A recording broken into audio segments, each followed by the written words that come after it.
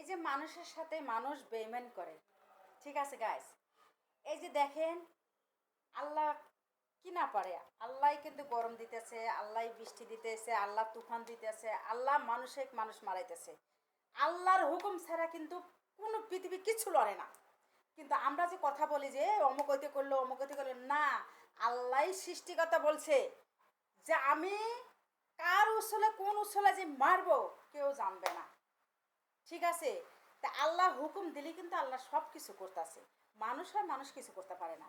এটা স্বয়ং আল্লাহ এটা কয় যে এটাতে তুমি করো।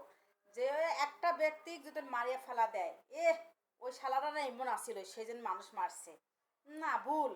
আমরা যে মানুষের লিয়ে কথা লিয়ে যে আলোচনা করি, এটা সব কিছু পুরো একটা পুরোপুরি সব কিছু ভুল। এটা আল্লাহ স্বয়ং যদি হুকুম না দিত কোনো কিছু হয় না।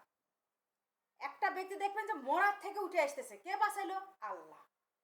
আবার দেখবেন এই জায়গায় যায় মরবো না, কিন্তু আল্লাহ কিন্তু ঠেলা দিয়ে দিল, মর। আল্লাহ কিন্তু মানল। তে আমাকে যে রোজ কেমত করে আজরাইল, আজরাইল মারতে মারতে যখন রোজ কেমত এসে যাবো, যখন আল্লাহ আমি তো পৃথিবীতে সবারই মেরে শেষ করে দিলাম, জান কবজ করলাম, আমার জান কবজ কে করবো? তখন আল্লাহ বলছে যে ঠিক আছে, তুই দৌড় পরে ওই মাথায় শেষ মাথায় চলে যা, নদীর ধারে যা করে খারাপ। এখন নদীর ঢেউ আসতেছে, মানে আমরা যেটুকু বাপ মা যা বলছে হাদিসে কথা সেটাই আমি বলতেছি। ভুল হয়ে গেলে ক্ষমার দৃষ্টি দেখবেন, এটা কিন্তু আমার কথা না, আমি শুনছি সেটা বলতেছি। কারণ আমার বাবা হাদিসের বই করে আমাকে এই কথা বলছে। তো যাই হোক, যদি ভুল হয় আর যদি ভুল বক্তব্য হয় এটা গুণাগার মাফ করে দিও, এটা জনগার কাছে বললাম। ঠিক আছে গাইস? তে আমার বাবা মানে সরি, আমার বলতেছে আল্লাহ বলছে কি তুই দৌড় পরে ওদিকে যা। তে যাইয়া নদীর ধারে থাকবো, তো নদীর ঢেউটা আসতেছে, ঢেউ আসতে আসতে তো মাটি ফাটল ধরছে। ধরলে পারে ওই ফাটল যে ধরছে, কিন্তু আর ওই যে আজরাইল ওরা দেখে নাই, দেখে নাই। তো ফাটলের থেকে এক পাও এমুক জাতি জাতি ধম করে উপুত হয়ে পড়ে গেছে গা। উপুত হয়ে পড়ে যাইয়া সে মারা গেছে। এখন আল্লাহ যা কানে কানে বলতেছে, মানে দুগু দুগু দেখছিস? তুই যে বললি যে আমি সবারই জান কবজ করলাম, আমার জান কবজটা কবজ মানে কি মারে মানে মেরে ফেলা দিব। তা আল্লাহ তখন বলতেছে দেখছিস কীভাবে মানে আমি মারলাম।